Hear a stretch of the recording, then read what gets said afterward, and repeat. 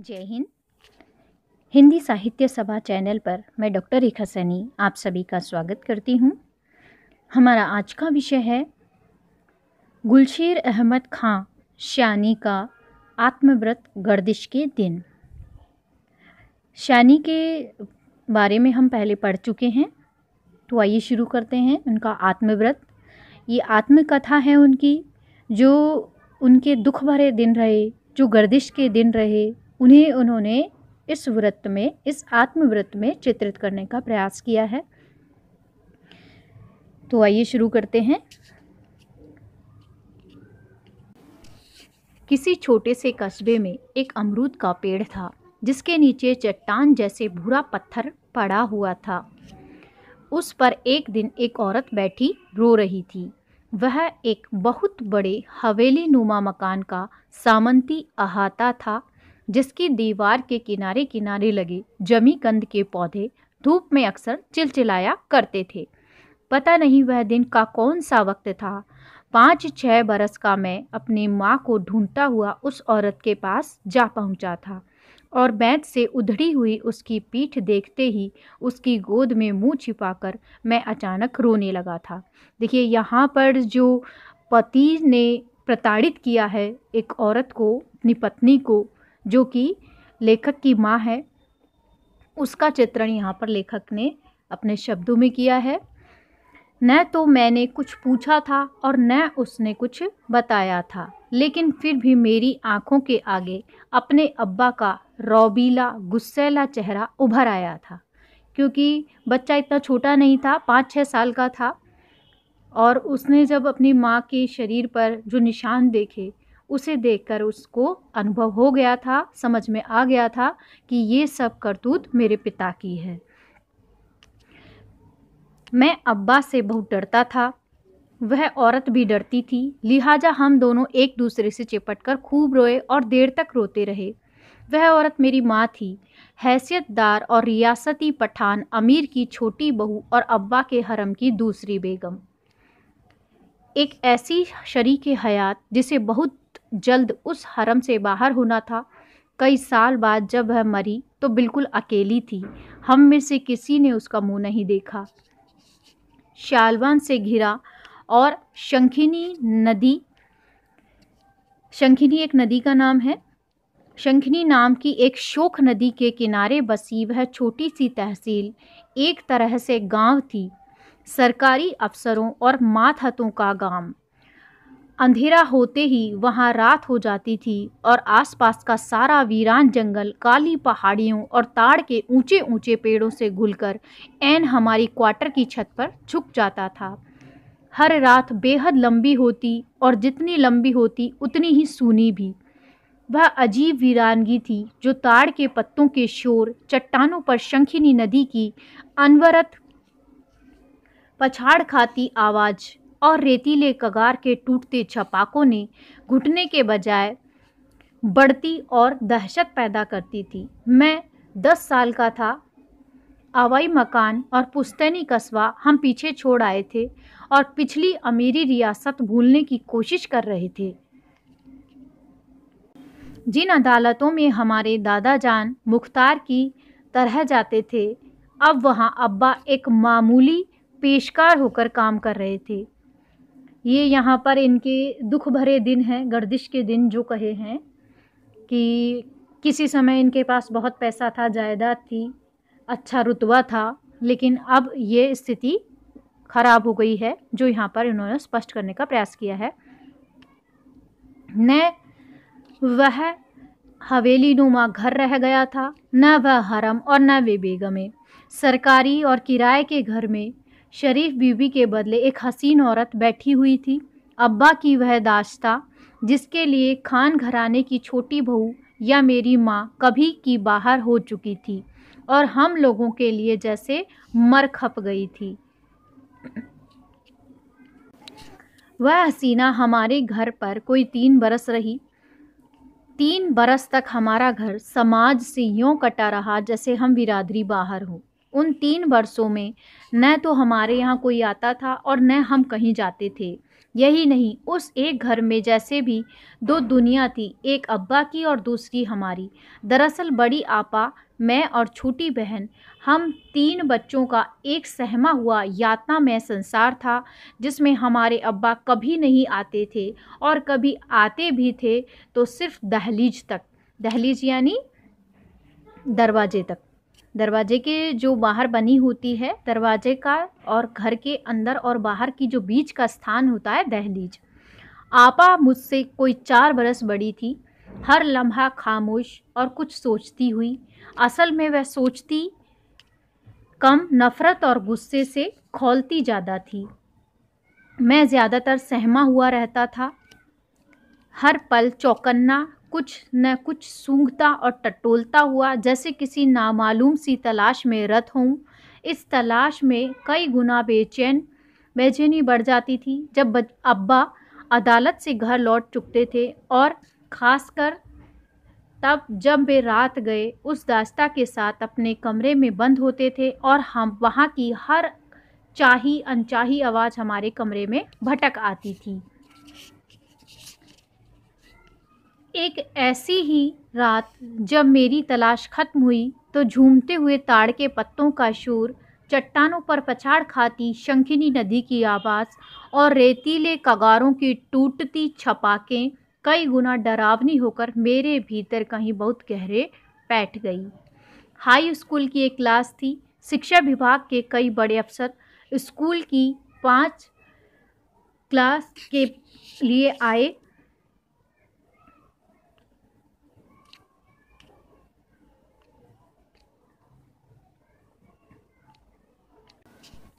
जांच के लिए आए। बारी बारी से क्लास के हर लड़के से उसका नाम, पिता का नाम, पेशा, खासकर यह पूछा जा रहा था कि उसके जीवन की महत्वाकांक्षा क्या है या कि क्या बनना चाहता है।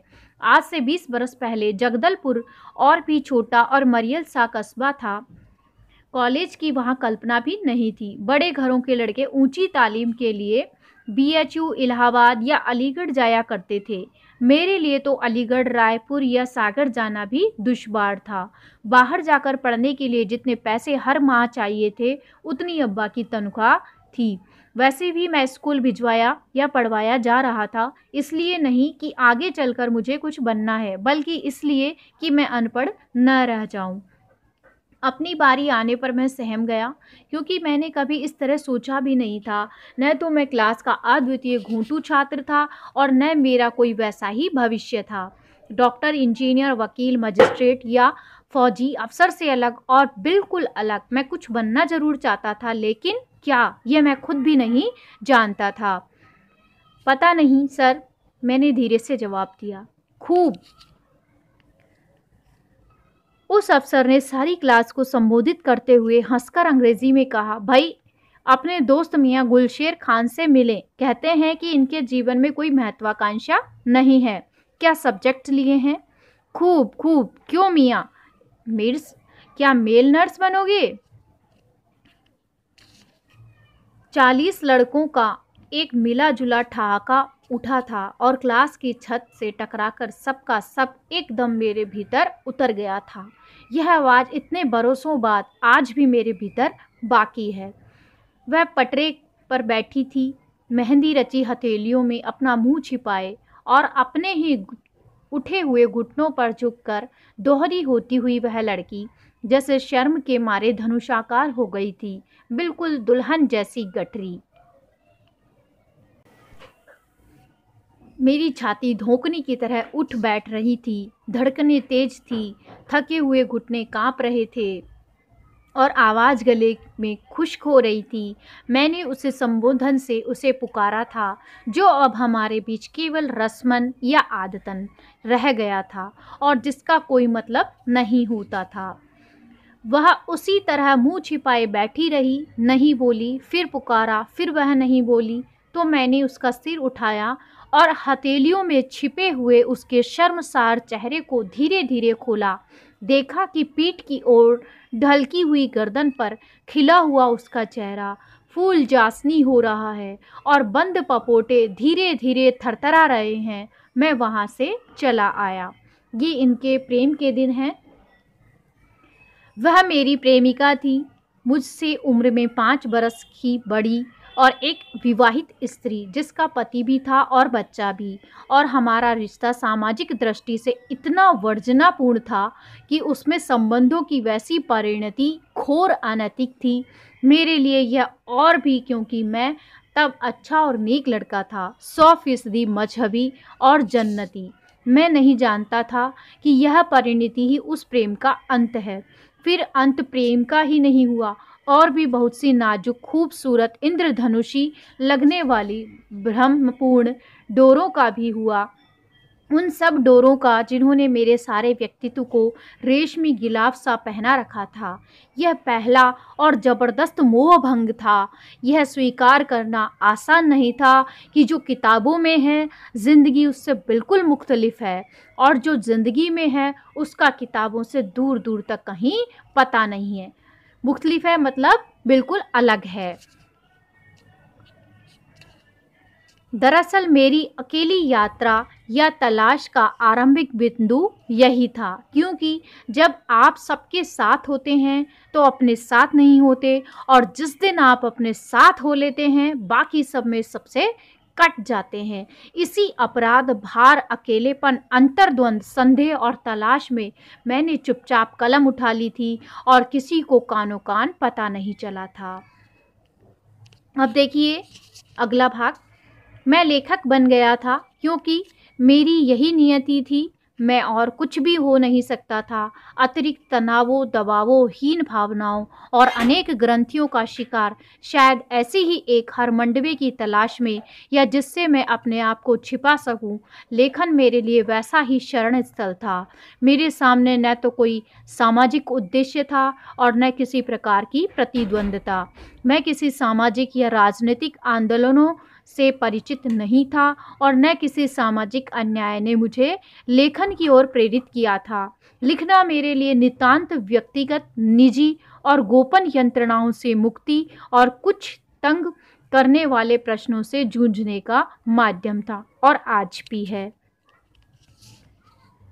मेरी रचनाएं इलाहाबाद और बनारस की कुछ प्रतिष्ठित पत्रिकाओं में छपने लगी थी। कुछ प्रशंसाएं मिली थी, पत्र आने लगे थे और मुझे हल्के से अपनी विशिष्टता का एहसास होने लगा था।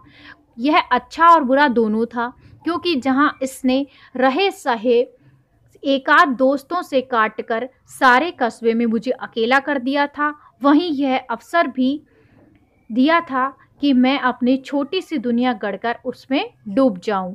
वह दुनिया भी मेरा छोटा सा एक कमरा, जिसमें कभी कभी सिर्फ धनंजय वर्मा आया करता था। जिस तरह की कोई सांस्कृतिक परंपरा न हो, जहाँ साहित्यकार तो साहित्यकार ढंग का साहित्य भी न आता हो, जहाँ टुटरू टू एक ही रियासती लाइब्रेरी हो और उसमें भी बाबा आदम के ज़माने की अनपढ़ी किताबें भरी हो, वहाँ आदमी लेखक भले बन जाए, साहित्यकार होने का सपना कितना दुखवादी हो सकता है, इसे कम लोग समझ पाएंगे। खासकर मेरे जैसे आदमी के लिए, जो हाई स्कूल के बाद एक सरकारी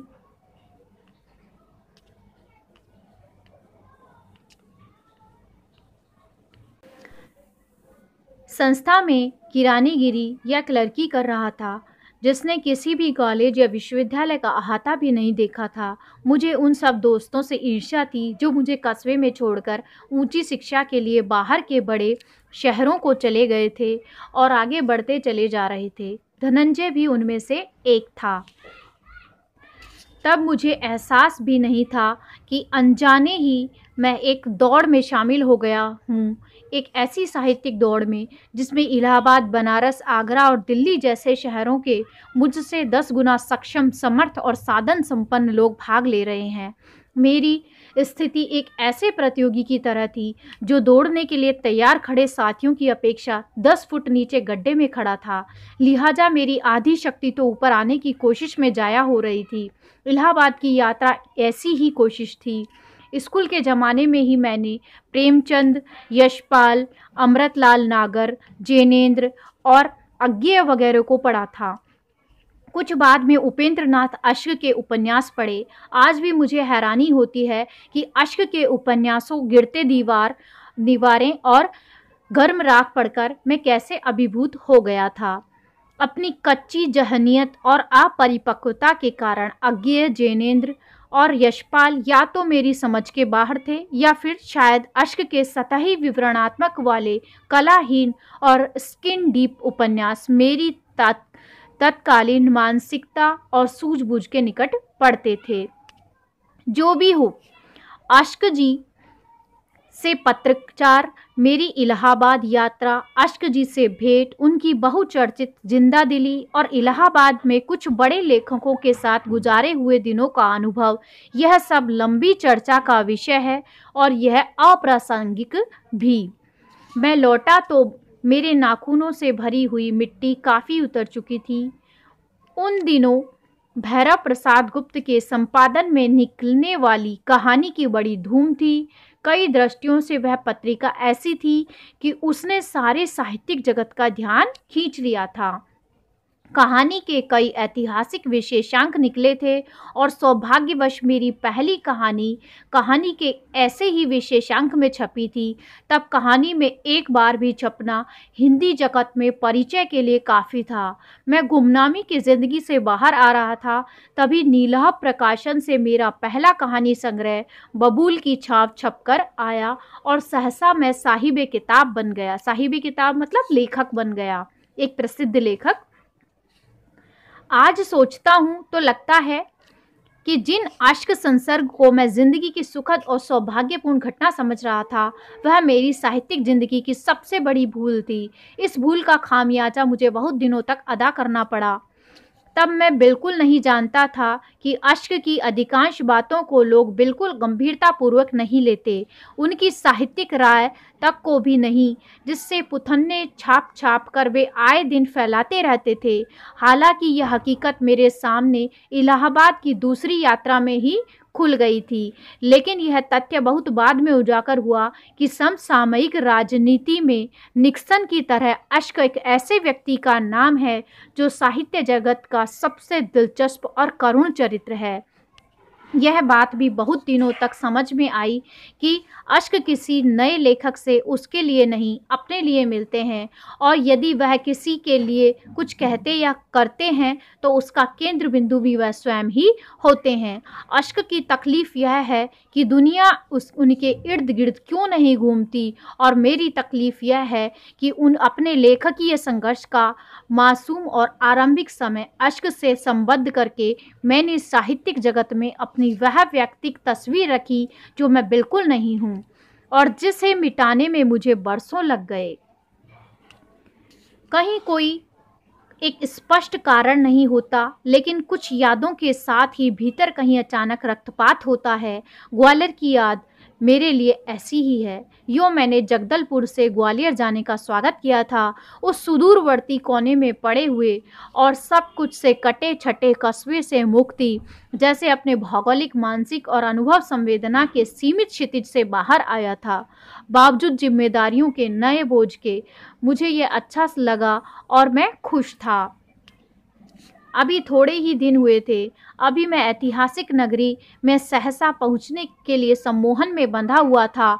आसमानी पहाड़ियों, पारदर्शी जल और ताहद्दे नज़र सब्जा जार देखने की आदमी आँखों वालों ने अभी कांटेदार छोटी छोटी झाड़ियों, ऊंट जैसे बदशक्ल और बदरंग मिट्टी की ढूंहों और मुहकमा जंगलात के मेले और फटे हुए तंबू जैसे आकाश से समझौता भी नहीं किया था कि दो छोटी बड़ी घटनाएं हो गईं। वह एक सरकारी पत्र के सह संपादकों का कक्ष था और मेरी तीसरी नौकरी भी। मैं अपने और अपने परिवार के लिए मकान की तलाश में था और दफ्तर के साथियों ने मेरी मदद करने के झूठे सच्चे वादे कर रखे थे। मित्रों को मैं रोज कौंचा करता था, उन्हें भी याद दिलाया था वे किसी रियासती सरदार परिवार से संबद्ध ग्वालियर के खानदानी बाशिंदे और महाराष्ट्रियन सज्जन थे। मिल जाएगा, वे तसल्ली देते हुए बोले, जल्दी ही दिला दूंगा। शुक्रिया, मैंने कहा था, लेकिन सुनिए, एक बात याद रखेंगे, मकान जहां तक हो सके मुस्लिम मोहल्ले में न हो तो बेहतर होगा। सरकारी दफ्तरों में इनिशियल चलते हैं, मेरे भी थे, लेकिन मैं शानी के नाम से नहीं जाना जाता था।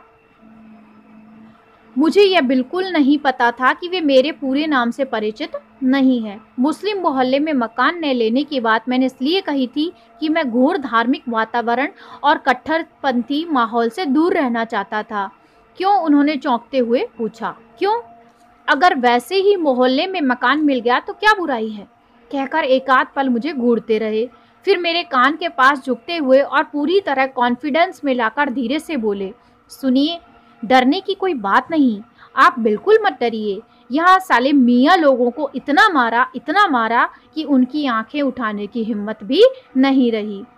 चाहे इसकी और इस जैसे 2-3 घटनाओं की प्रतिक्रिया हो या संयोग, मकान आखिर मुझे मिला भी तो एक घोर मुस्लिम मोहल्ले में, और मैंने कोई आपत्ति नहीं की। वह एक बड़ा बाड़ा था जिसमें 4-6 मकानात में और ऐन हमारी दहलीज से मस्जिद का जीना शुरू होता था। नए घर में तीसरी या चौथी बार जब बाहर का दरवाज़ा खुला तो मैंने देखा कि चौखट के पास गाय का गोश्त और कुछ हड्डियां फैलाई गई हैं। यह सिर्फ शरारत नहीं थी, मोहल्ले के उत्साही लड़कों के द्वारा विरोध और गुस्से का प्रदर्शन था, ताकि मैं मकान छोड़कर भाग जाऊं। विरोध इस बात का भी कि किसी पंजाबी को मकान क्यों दे रखा है, खासकर इसलिए भी कि एक मस्जिद का जीना उसी काफिर की दहलीज से होकर जाता था, और फिर खाना खुदा की तौहीन थी। खुदा और सनम को दोनों को मैं पीछे छोड़ आया था। घोर नास्तिक न सही, मैं 100% संदेहवादी था, और जाहिर है कि संदेह या तर्क का इस्लाम में कोई मौका नहीं। मेरा घर धर्म या संस्कार नहीं, संस्कृतिगत अर्थों में मुस्लिम था, और वह आज भी हूँ। मैंने ऐसे माहौल में होश संभाला था जहाँ धर्म नैतिकता की तरह व्यक्ति और समाज दोनों का बिल्कुल जाति मामला था, और जहाँ भाग्यवश सांप्रदायिकता की बू तक नहीं पहुँचती थी। शायद इसीलिए एक अरसे तक मैंने इस पर सोचा भी नहीं था। फिर जब सोचा तो हैरानी है कि अपने को हमेशा अलग करके ऐसे मानो से इसकी जद से न तो आता हूँ न कभी आऊँगा। मुझे ग्वालियर का शुक्रगुजार होना चाहिए कि उसने और मुझे यह भी सबक की तरह समझाया। वे पाकिस्तान के युद्ध के दिन थे, पहले युद्ध के। मैं जीवन में पहली बार ब्लैकआउट, खतरे का तनाव, युद्ध की रोंगटे खड़े करने वाली खबरों के बीच से गुजर रहा था। वह पथरा देने वाला एहसास था कि जो कुछ हो रहा है यह इतिहास के पन्नों या फिल्मों में नहीं, सचमुच हो रहा है। यहीं मेरे आसपास अभी और इसी वक्त आप लोगों को देख सुनकर यह विश्वास करना कठिन था कि वे मुर्ग या तीतर नहीं, आदमी से आदमी की लड़ाई की बात कर रहे हैं। उनके पीछे देशगत अभिमान, चिंता या पीड़ा नहीं, रेस कोर्स के मैदान में खड़े तमाशबीन का जोश और उत्साह था, ऐसे जैसे उसका कहीं कुछ भी दाव न लगा हो। मेरी ट्रेजेडी यह थी कि युद्ध ने मुझे खामोश और उदास कर रखा था। न तो मेरे मन में तमाशबीनों जैसा जोश और उत्साह था, न रस लेने वाली प्रखर था। अगर यह सब न होता और मेरी जेब में उफनती हुई राष्ट्रीयता और देश प्रेम का झुंझुना होता तो भी काफ़ी होता, लेकिन बदकिस्मती से वह भी नहीं था। आप अगर भारतीय मुसलमान हैं और चाहते हैं कि आपकी बुनियादी ईमानदारी पर शक न किया जाए, तो यह झुंझुना बहुत ज़रूरी है। मैंने देखा कि इसका असर आपके हिंदू दोस्तों के कानों पर नहीं, उनकी जुबान पर होता है। ग्वालियर से आने से पहले मैंने कभी नहीं सोचा था कि पढ़े लिखों में भी आदमी की कौमियत, वल्दियत, जात और क्षेत्र को देखा तथा पूछा जाता है। यहाँ पर देखिए लेखक ने क्या दिखाना चाहा है कि जातिवाद, धर्मवाद, जिस समय उस समय का जो समकालीन चित्रण उन्होंने किया है कि जो सर्वधर्म समभाव की भावना आज है वो उस समय नहीं थी, तो वो यहाँ पर स्पष्ट करने का उन्होंने प्रयास किया है कि साहित्यकारों के साथ भी वो सारा वातावरण, वो सारी हरकतें हो रही थी जो नहीं होनी चाहिए थी।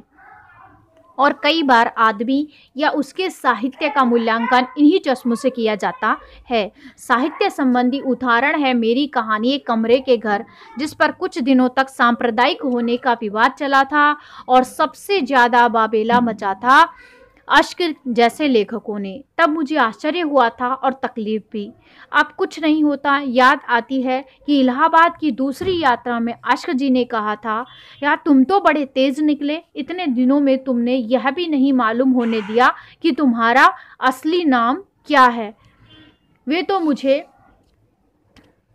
इससे क्या फर्क पड़ जाता, पढ़ता तो कुछ नहीं, लेकिन मालूम होना चाहिए था। आपने पूछा कब? नहीं पूछा होगा, लेकिन तुम तो बता सकते थे। कोई ऐसा जिक्र नहीं आया, फिर ज़रूरत भी क्या थी? मुझे याद नहीं कि उनसे जवाब क्या मिला। आगे याद रखने की ज़रूरत भी नहीं रही। मैं जानता हूँ कि उनका जवाब सच नहीं था, और जो सच था उसे अश्क या उनके हम ख्याल लोग प्रगतिशील की ओट छिपाते हैं। तीसरा भाग देखिए।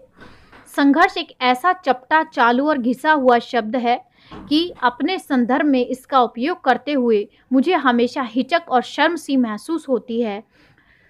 संघर्ष कौन नहीं करता? जीते रहने का दूसरा नाम भी शायद यही है। लेकिन हाँ, बदकिस्मतों से यह लेखक पर इसकी मार दोहरी होती जाती है। व्यक्ति की तरह जीवित रहने का संघर्ष वह आम आदमियों की तरह तो करता ही है, पर वह रोजाना अखबार की सुर्खियों में समस्याएं उठाकर लिखने वाला हंसी मजाक का लेखक या चुटकुलेबाज नहीं है। तो लेखन अपने आप में एक निरंतर चलने वाला संघर्ष है। जिस दिन यह संघर्ष खत्म होता है, लेखक मर जाता है। आज से 7 साल पहले ग्वालियर से भोपाल आकर जब मैंने सुकून की सांस ली थी, तब मुझे बिल्कुल पता नहीं था कि मैं 10 बरस पुरानी नौकरी छोड़ दूंगा एक बिल्कुल नई जिंदगी की शुरुआत के लिए। और न साल भर पहले वापस भोपाल लौटते हुए मुझे यह पता था कि संघर्षों की वह बिल्कुल नई शुरुआत है। मैंने स्वतंत्र लेखक की तरह जीना चाहा था, वह मुझसे नहीं चला। नौकरी से बचने के लिए मैंने प्रकाशन का कार्य शुरू किया था।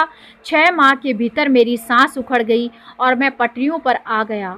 दरअसल यह सारा संघर्ष बाहरी नहीं, भीतरी होता है। आपके व्यक्ति और लेखक का संघर्ष, जिसमें एक दूसरे को भी जाना जाता है।